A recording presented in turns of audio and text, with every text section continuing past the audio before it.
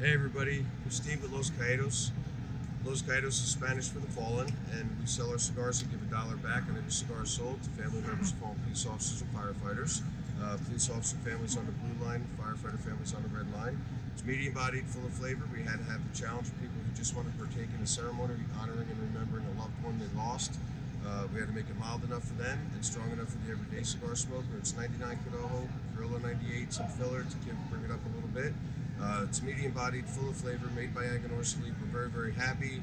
And what we did is based on feedback from Neptune Cigars, huge supporter of ours. We love them.